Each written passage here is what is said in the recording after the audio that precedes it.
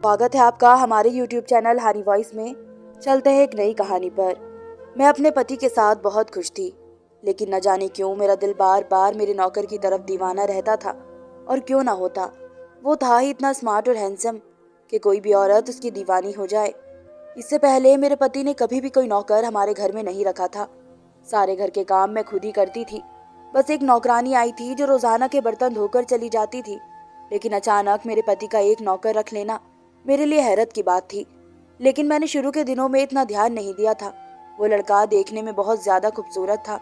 इसकी उम्र भी कोई 19 साल थी। मैं ऐसी तो नहीं थी, लेकिन जब भी इस लड़के को देखती थी मैं अपना दिल डूबता हुआ महसूस करती थी। हर बार की तरह आज भी वो मुझे बहुत खूबसूरत लग रहा था। मैं इसको ही बैठी हुई तक रही थी। वो हमारे पेड़ों को पानी दे रहा था और बार बार मेरी तरफ भी देख रहा था। मैं इसकी एक एक हरकत को नोट कर रही थी, इसके पानी देने को, इसके बार बार मुझे ताकने को। मैं समझ चुकी थी कि वो भी मेरी तरफ ध्यान दे रहा है, क्योंकि मैं भी कोई कम खूबसूरत नहीं थी। मेरी उम्र 24 साल थी, लेकिन मैंने खुद को इतने खूबसूरत अंदाज में रखा हुआ था कि कोई भी अगर मुझे देखता तो 20 या 21 साल का ही समझता। मेरी शादी बहुत कम उम्र में हो गई थी, जिसकी वजह से मैं अभी तक जवान थी। लेकिन मैं ये बात बहुत अच्छे से जानती थी, वो बहुत शर्माता है, कभी भी पहले खुद से कुछ नहीं कहेगा। मेरे पति भी इस पर बहुत ज्यादा सख्ती करते थे। छोटी छोटी बात पर डांट देते थे, ये नहीं करो, वो नहीं करो, ठीक से काम करो।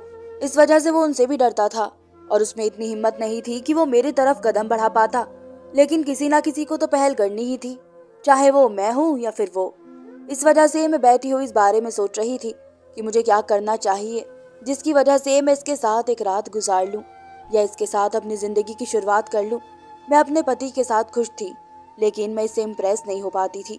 यही बातें सोचते हुए पूरा दिन गुजर चुका था। इस नौकर को आए हुए ज्यादा टाइम नहीं हुआ था, कुछ ही दिन हुए थे, लेकिन वो उन कुछ दिनों के अंदर ही मेरे दिल में जगह बना बैठा था। उसके बात करने का तरीका बहुत ही अच्छा था। बहुत ही अच्छे अंदाज में वो मुझसे बात करता था। और दूसरी तरफ मेरे पति बहुत गंदे तरीके से मुझसे बात करते थे। इस वजह से मैं अपने पति से बहुत उदास रहती थी। और ये नौकर मुझसे बहुत तमीज से बात करता था। एक औरत को सबसे ज्यादा पसंद वही आदमी आता है जो औरत को इज्जत दे सके और तमीज से बात करते हो। यही वजह थी कि मैं उसकी तरफ बहुत ज्यादा ध्यान दे रही थी।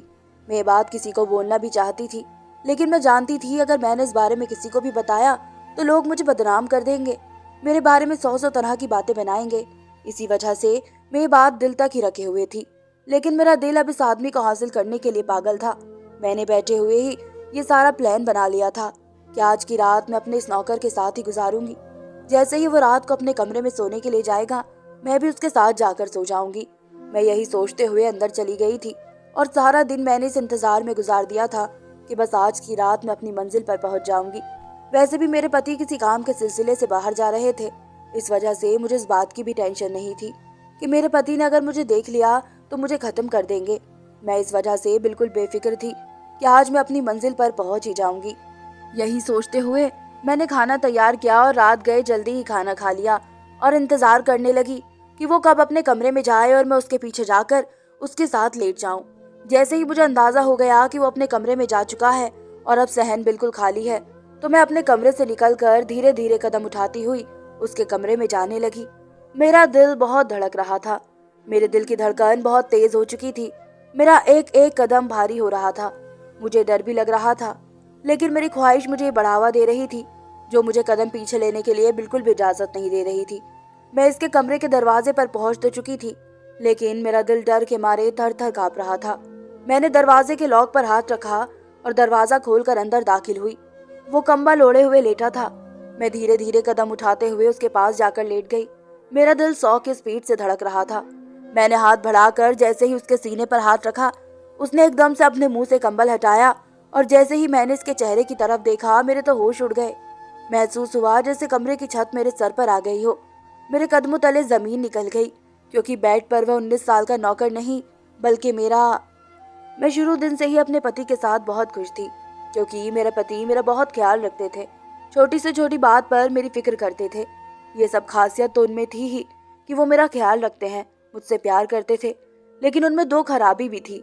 वो बात बात पर बहुत गलत तरीके से मुझसे बात करते थे और खुद को बिल्कुल भी साफ सुथरा नहीं रखते थे। उनका बात करने का अंदाजा मुझे बहुत बुरा लगता था। वो तू तड़ाक से बातें करते थे, ये चीज़ मेरे लिए बहुत बुरी थी। मैं अपने खानदान की एक अकेली लड़की थी जिसने 12वीं तक पढ़ाई की थी, वरना हमारे खानदान में लड़कियों को 5वीं क्लास के बाद पढ़ने की इजाज़त नहीं देते। लेकिन मेरे माँ बाबा ने मुझे 12वीं क्लास तक पढ़ाई करवाई थी। इस वजह से मैं चाहती थी मेरी जिससे भी शादी हो वो भी पढ़ा लिखा हो। लेकिन बदकिस्मती से मेरी शादी भी एक अनपढ़ से हुई थी। लेकिन मेरा पति अनपढ़ तो था, इसके बावजूद भी वो बहुत मालदार था। मेरे माँ बाबा ने इसका पैसा देकर इसकी शादी मेरे साथ करवाई थी। मेरे मुंह से कोई बात निकलने की देर होती थी, वो झट से पूरी कर देता था। मेरा ससुराल काफी बड़ा था, लेकिन मेरे पति ने मेरे आराम के लिए एक अलग बहुत बड़ा घर लिया हुआ था गाँव में, जहाँ पर सिर्फ मैं और वही रहते थे। सारे घर का काम मैं खुद ही करती थी, लेकिन अब मैं कभी कभार थक जाती थी और बहुत शिकायतें भी करती थी। कितने बड़े घर का काम मुझसे अकेले नहीं होता है, आप कोई नौकर रख दे जिससे मेरे काम में थोड़ी मदद हो जाया करेगी। लेकिन वो हमेशा यही कहते थे कि कोई ज़रूरत नहीं है, मैं नहीं चाहता तुम किसी और से मिलो, मैं चाहता हूँ बस तुम मुझ तक ही रहो। इस वजह से मैं तुम्हें अपने घर वालों से भी नहीं मिला पाता हूँ। मुझे ये बातें बहुत अजीब लगती थी और कभी कभी मैं उन फालतू की बातों से बहुत ज़्यादा परेशान हो जाती थी।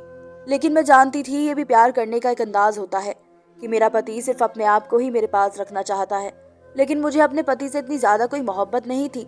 वजह सिर्फ उनका बात करने का अंदाज और उनका लहजा था और उनका गंदा रहना, वरना वो बहुत अच्छे थे। मैंने एक दो बार उन्हें कहा भी था कि आप अपने बात करने का अंदाज बदलें और खुद को साफ सुथरा रखा करें, लेकिन वो मेरी बात को एक कान से सुनकर दूसरे कान से निकाल देते थे, क्योंकि वो बचपन से ही ऐसे माहौल में रहे थे जहाँ पर खुद पर ध्यान देने की बजाय पैसे कमाने पर ध्यान दिया जाता था। खैर, वक्त गुजरता गया और मैं थकने लगी थी, क्योंकि मुझसे इतना ज़्यादा काम नहीं होता था। मेरी तबीयत भी अब ठीक नहीं रहती थी। इस चीज़ को देखकर उनको मुझ पर तरस आ गया और उन्होंने एक नौकरानी को मेरे लिए रख लिया। वो आकर रोज़ाना दिन में घर के बर्तन धो जाती थी। मैं इस लड़की के साथ बहुत घुल मिल गई थी, क्योंकि वो भी मेरी उम्र की थी। मैं उसके साथ सारा दिन हंसी मजाक करते हुए गुजार देती थी और रात में वो मेरे पति के आने से पहले अपने घर चली जाती थी। अचानक ही मेरे पति ने एक अजीब सा काम किया कि मेरे घर के अंदर एक 19 साल का नौकर रख लिया, जो हमारे घर के पेड़ पौधे को पानी देता था और घर की झाड़ू पोछा और बाहर का सामान लाने में मेरी मदद करता था। मैं हैरान और परेशान रह गई कि जब मेरे पति एक औरत को मेरे साथ बर्दाश्त नहीं कर पा रहे थे, तो वो एक आदमी को किस तरीके से मेरे लिए बर्दाश्त कर रहे हैं। मैंने यही बातें अपने पति से भी पूछी कि आप इसको क्यों रख रहे हैं, जबकि आप तो एक औरत को मेरे साथ बर्दाश्त नहीं करते। तो वो कहने लगे कि हाँ, ये बात तो है कि मैं किसी को तुम्हारे साथ बर्दाश्त नहीं कर सकता, लेकिन मैं जानता हूँ तुम बहुत थक जाती हो, इस वजह से मैं चाहता हूँ कि ये लड़का तुम्हारी कुछ मदद करे और इसे नौकरी की भी ज़रूरत है। मुझे ये बात बहुत अजीब सी लगी थी और बहुत कुछ इसके पीछे नज़र भी आ रहा था। मैं समझ चुकी थी कि मेरे पति मुझे चेक करना चाहते हैं। मैं जानती थी ये प्लान भी उनके किसी दोस्त ने उनके दिमाग में डाले होंगे, क्योंकि उनके दोस्त अच्छे नहीं थे, उनके जैसे ही अनपढ़ जाहिल लोगों के साथ बैठते थे। मेरा दिल डर के मारे एक पल के लिए कांप सा गया था, क्योंकि मुझे डर था कहीं ये शक मेरा घर खराब ना कर दे। लेकिन मेरे पति का अंदाज मुझे बता रहे थे कि ऐसा कुछ नहीं है, वो सिर्फ और सिर्फ मेरी मदद के लिए इस नौकर को रखना चाह रहे हैं। 2 दिन हो गए थे, लेकिन मेरा आमना सामना अभी तक इस नौकर के साथ नहीं हुआ था। 2 दिन बाद जैसे ही मेरी नज़र उस 19 साल के नौकर पर पड़ी थी, मैं इसको देखकर बिल्कुल हैरत में पड़ गई थी। इसका रंग दूध जैसा सफ़ेद था, इसकी आंखें बड़ी बड़ी थी, इसके नक्श बहुत अच्छे थे, वो भी बहुत ही खूबसूरत था। ऐसा हसीन और खूबसूरत लड़का वाकई में मैंने कभी नहीं देखा था। इसको देखने के बाद मुझे ऐसा महसूस हो रहा था जैसे मेरे होश खो चुके हो। मुझे यकीन नहीं आ रहा था कि कोई इतना खूबसूरत भी हो सकता है। वो चुप होकर बरामदे की झाड़ू लगा रहा था। एक पल के लिए तो मुझे लगा जैसे वो कोई शहजादा हो, मैं इसे ऐसे ही देखती रहूं। मगर जैसे ही मेरे पति ने मेरे पीछे से कंधे पर आकर हाथ रखा, तो मैं एकदम होश की दुनिया में लौटी। वो मुझसे पूछने लगे कि क्या हुआ, सब ठीक तो है। मैं हड़बड़ा कर उठी और बोली, जी जी सब ठीक है।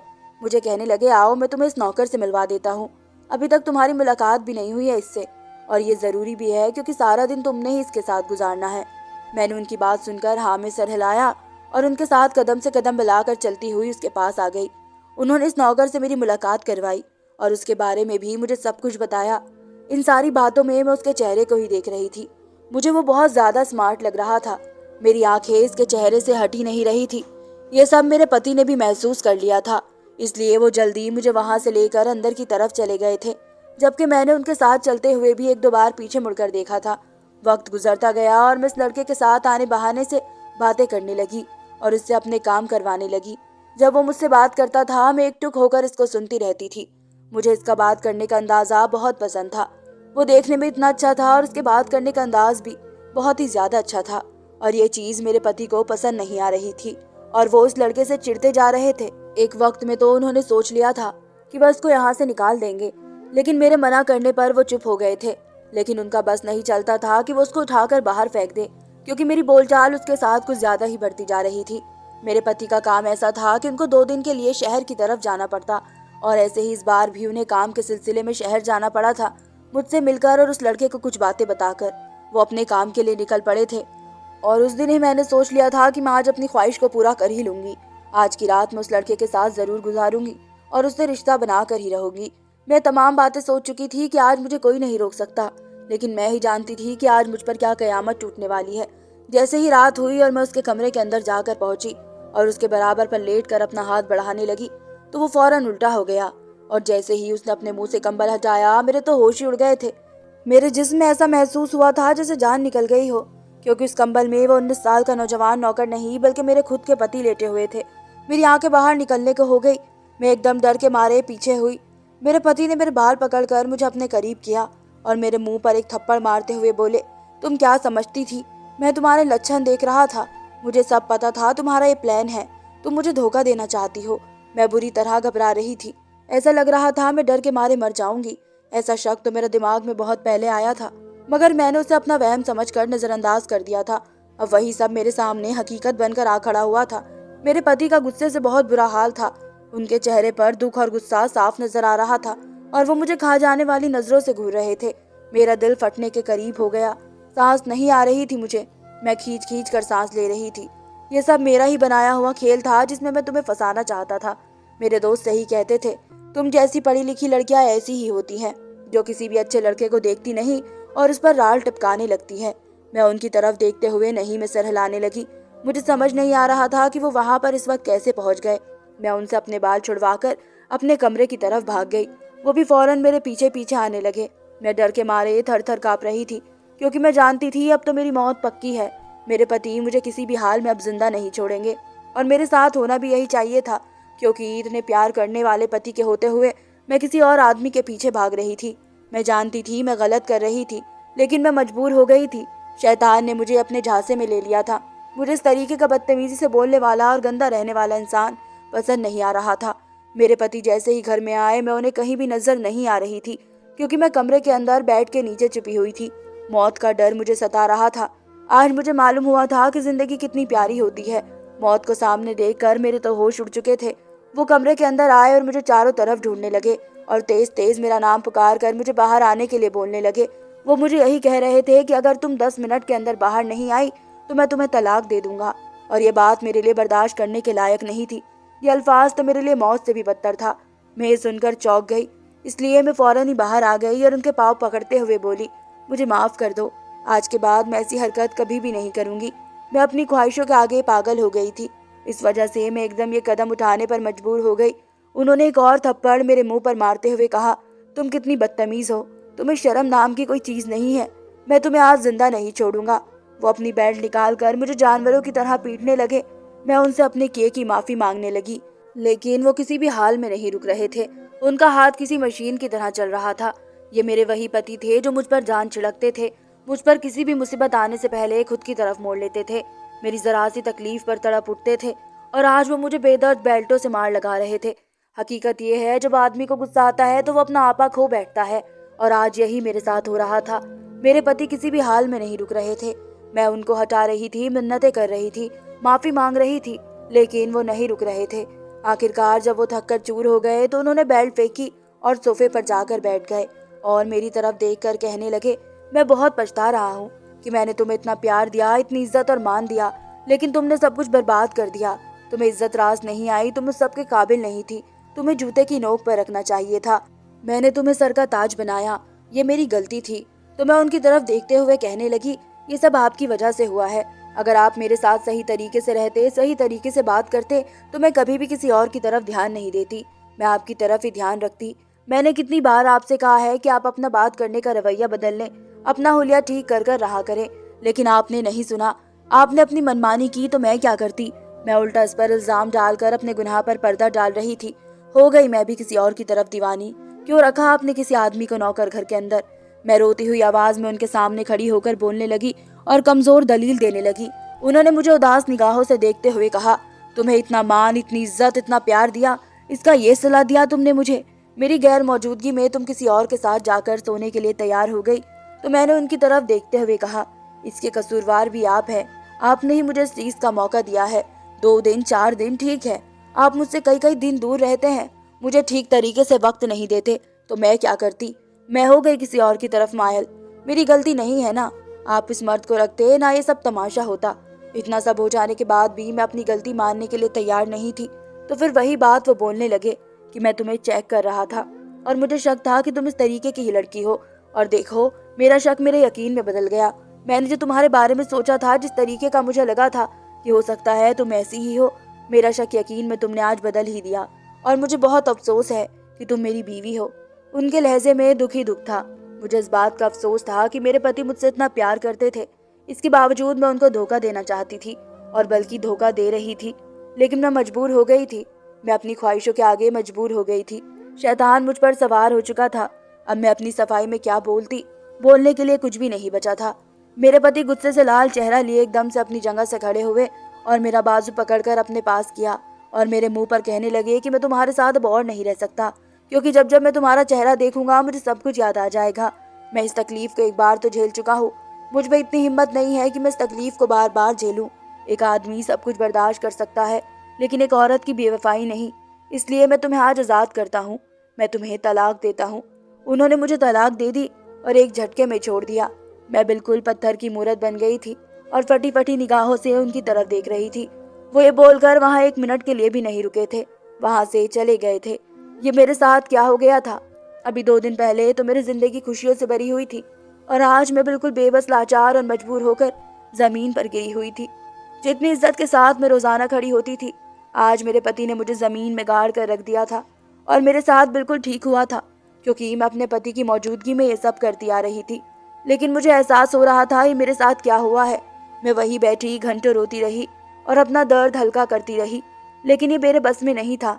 मेरी जिंदगी को जो दाग लग चुका था वो कभी भी ना मिटने वाला था। मैं उठी और अपना सामान पैक करके अपनी माँ के घर आ गई। लेकिन वहां आने के बाद भी जो मेरे साथ शुरू किया गया वो बर्दाश्त करने के लायक नहीं था, क्योंकि मेरे पति ने सारी बातें मेरे घर वालों को बता दी थी। मेरी माँ ने मेरे साथ बहुत बुरा सलूक किया। मेरे भाइयों ने भी मेरे साथ जानवरों जैसा बर्ताव किया। कहा मैं पति के घर रानी बनकर रहती थी, और कहा मैं अपनी भाभीयों के घर एक नौकरानी बनकर रह गई थी। मुझे कोई नहीं पूछता था। जो भी मेरी तरफ देखता था गंदी नजरों से देखता था, और मुझे गंदे गंदे अल्फाज बोले जाते थे। ऐसा लगता था जैसे मेरा नाम यही हो। मैं तो अपना नाम तक भूल गई थी। जिंदगी क्या से क्या हो गई थी। सिर्फ मेरे एक गलत कदम की वजह से मैं आसमान से जमीन पर पटक दी गई थी। अब सोचती हूँ कि क्या कमी थी मेरे पति में, जो गलत रास्ते पर निकल पड़ी थी मैं। हालांकि मैंने कुछ गलत किया नहीं था, क्योंकि मुझे मौका ही नहीं मिला था। अगर इस रात मेरा पति वहां नहीं होता तो मैं पाप कर भी लेती। मुझे नहीं मालूम वो लड़का कहाँ गया था, उसके साथ मेरे पति ने क्या बर्ताव किया था। अब सोचती हूँ काश वो लड़का हमारे घर नहीं आता तो मैं नहीं बहकती, ना अपने पति के साथ ये सब करती। अगर मैं अपने पति को प्यार से समझाती तो वो साफ सुथरा रह सकता था, और इसका बात करने का रवैया भी बदल सकता था। कसूरवार वो नहीं, कसूर उसका बिल्कुल नहीं था, क्योंकि उन्होंने बचपन से जैसा माहौल देखा था वैसा ही अपनाया था। मुझे बहुत अफसोस होता है, पर अब पछताने से क्या फायदा। धन्यवाद दोस्तों।